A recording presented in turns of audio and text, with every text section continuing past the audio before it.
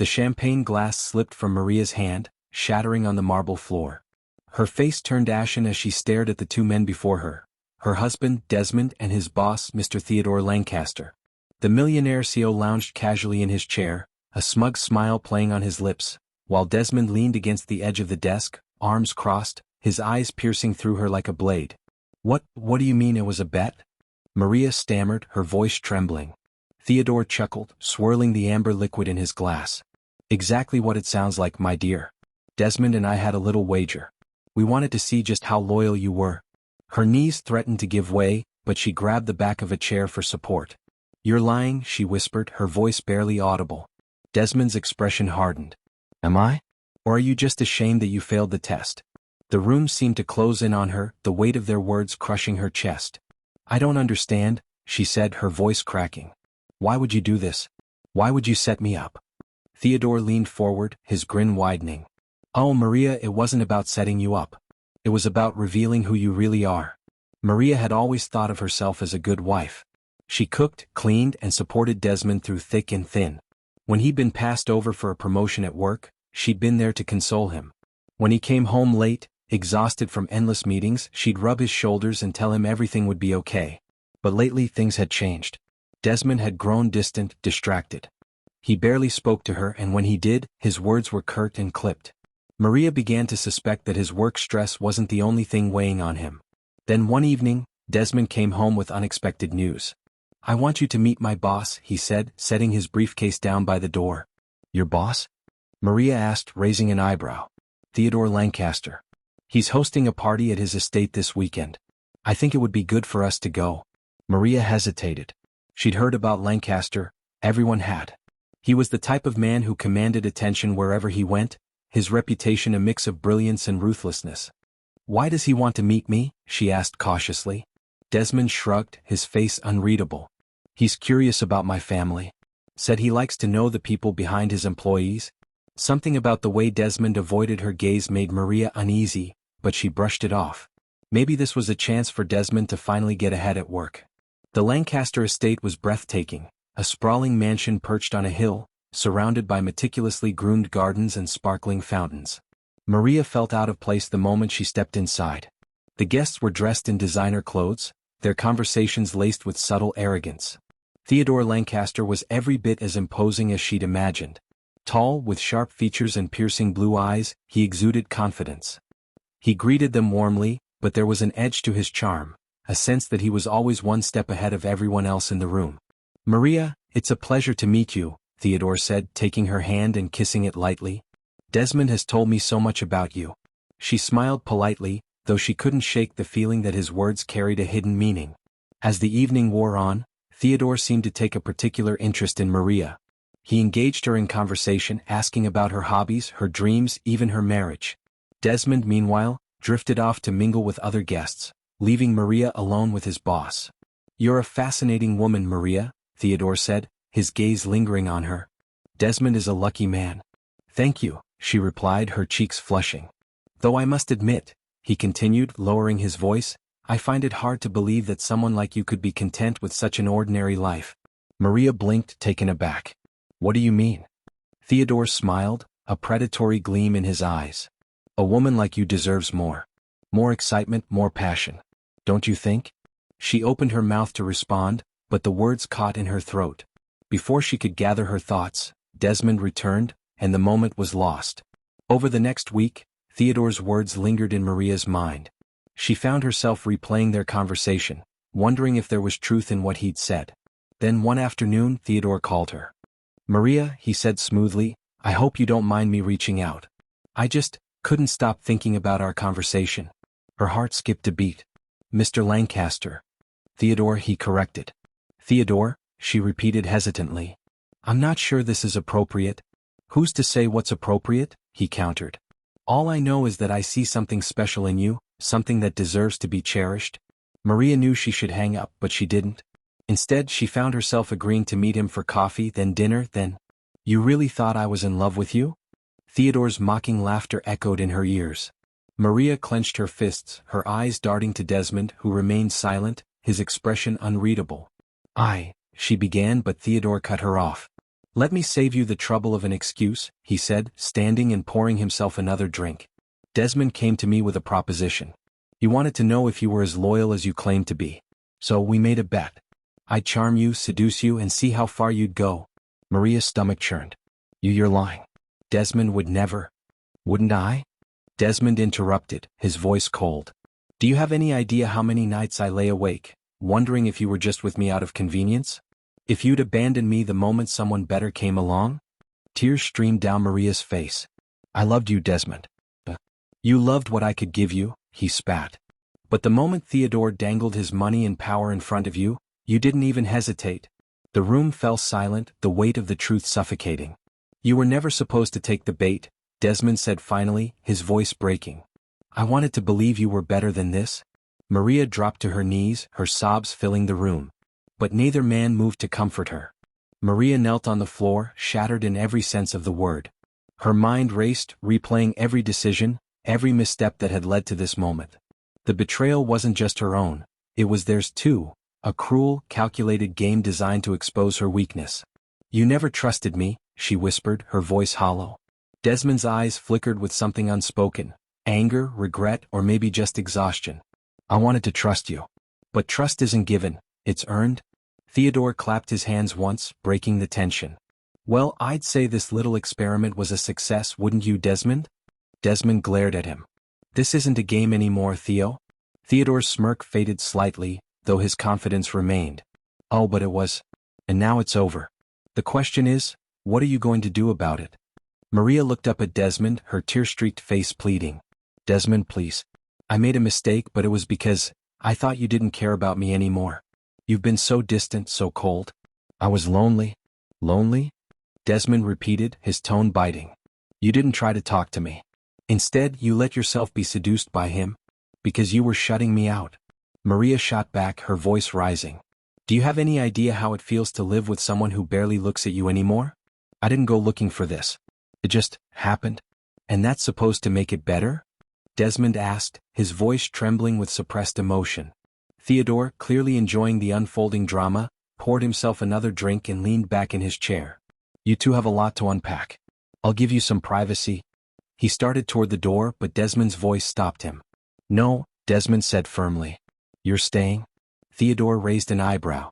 Oh, and why's that? Because you're part of this, Desmond said, his gaze cold. You pushed her, tempted her, knowing exactly what you were doing. This mess isn't just on her, it's on you too. Maria blinked, startled by the shift in Desmond's tone. Was he defending her? Theodore chuckled, though it sounded forced. I did what you asked, Desmond.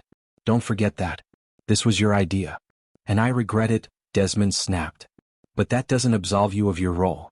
You crossed a line. Theodore shrugged, unbothered. You wanted the truth. Now you have it. The rest is up to you. The days that followed were unbearable for Maria. Desmond refused to speak to her, retreating into himself while she grappled with the fallout of her choices. Theodore, meanwhile, acted as though nothing had happened, maintaining his usual confident demeanor at work. But something didn't sit right with Maria. The more she thought about it, the more she began to suspect that there was more to the story. Theodore had been too eager, too involved in the game. And Desmond, despite his anger, seemed less hurt than she'd expected. One evening, unable to suppress her curiosity any longer, Maria decided to confront Theodore. She showed up at his penthouse unannounced, her heart pounding as she rang the doorbell. When he opened the door, his surprise quickly turned to amusement. Maria. To what do I owe the pleasure? We need to talk, she said, pushing past him into the luxurious apartment. By all means, he said, closing the door behind her. Make yourself at home. Maria turned to face him, her expression steely. You enjoyed this, didn't you? The whole bet. You got off on manipulating us. Theodore smiled faintly, but there was an edge to it. Manipulation is such an ugly word. I prefer to think of it as a strategic demonstration. Of what? She demanded. Of human nature, he said simply. People are predictable, Maria. Give them the right incentive, and they'll show you exactly who they are. And what about you? She shot back. What does this say about who you are? His smile faltered for the first time. Careful, Maria. You're treading on dangerous ground. Maria took a step closer, her voice low. You think you're untouchable, don't you? But you're not. Desmond might have gone along with your game, but he's not stupid. He'll turn on you the moment it suits him. Theodore's expression darkened. You don't know Desmond like I do. Maybe not, she said, her gaze unwavering. But I know one thing, this isn't over. Not for me and not for him. Maria returned home that night with a renewed sense of purpose. She couldn't undo what had happened, but she could uncover the truth. She began piecing together the timeline, questioning everything Desmond and Theodore had told her. Then one evening she stumbled across something that changed everything. A series of emails on Desmond's laptop. The messages revealed the full extent of the bet, but they also hinted at something darker. Theodore had orchestrated the entire scenario, not just to test Maria, but to manipulate Desmond. The bet was a power play, a way for Theodore to assert control over his subordinate. Maria's heart raced as she realized the depth of the betrayal. This wasn't just about her infidelity, it was about power, manipulation, and control. Armed with the evidence, Maria confronted Desmond. You knew this wasn't just a bet, she said, throwing the printed emails onto the table. You knew Theodore was using you and you let him. Desmond stared at the papers, his face pale. Where did you find these? That doesn't matter, she said coldly. What matters is that you let him destroy us. For what? A promotion? His approval?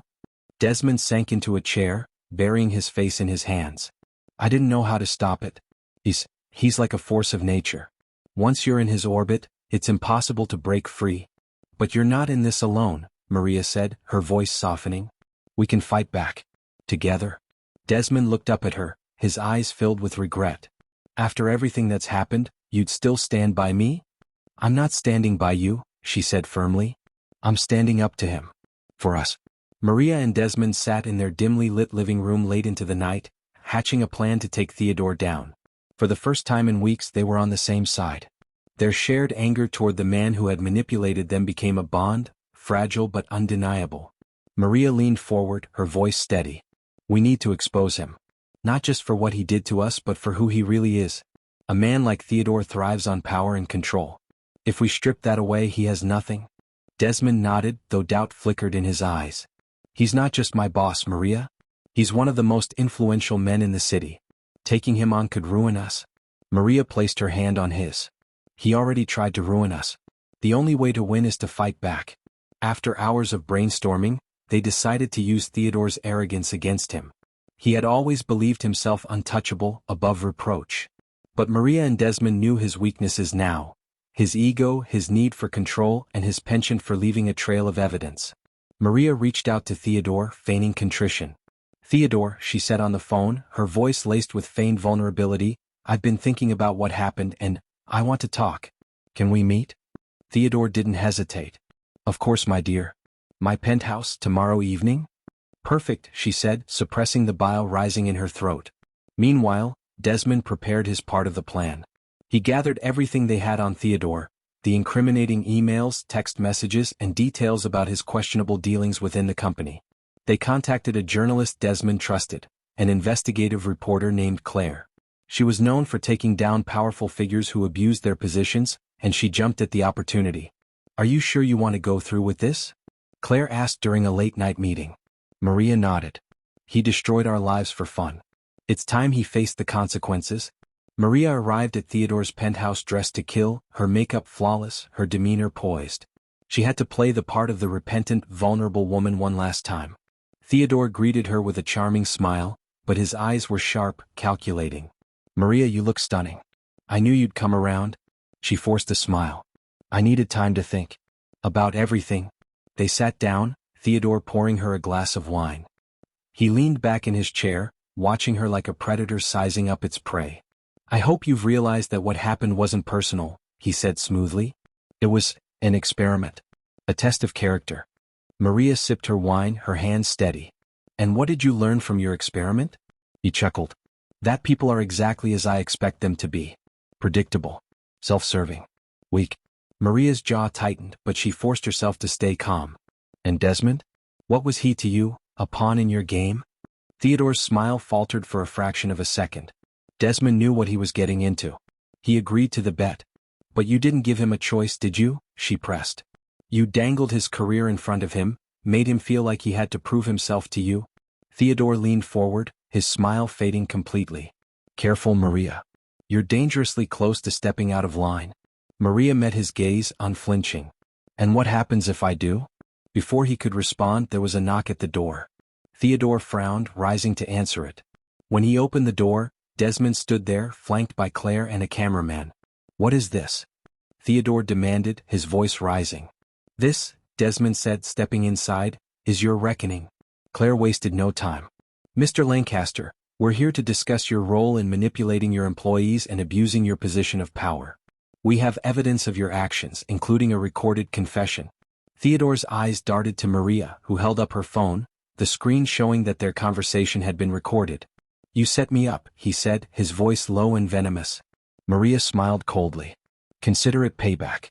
Theodore's confidence cracked, his usual composure giving way to panic. You can't do this. You don't know who you're dealing with? Actually, we do, Desmond said, stepping forward. And so will everyone else by the time this airs. Theodore tried to argue, to threaten, but it was no use. Claire and her team had everything they needed, and Theodore's attempts to intimidate them only added fuel to the fire. Within days the story broke. Theodore Lancaster was exposed, his reputation destroyed. The company launched an internal investigation, and Theodore was forced to resign in disgrace. For Maria and Desmond, the victory was bittersweet. They had won the battle, but their marriage was still scarred by the betrayal. One evening, as they sat together in their quiet home, Maria broke the silence. Do you think we can fix this? Desmond looked at her, his eyes heavy with emotion. I don't know. But I want to try. Maria nodded, tears streaming down her face. So do I. It wouldn't be easy, but for the first time in a long time, they were on the same side, ready to face whatever came next together.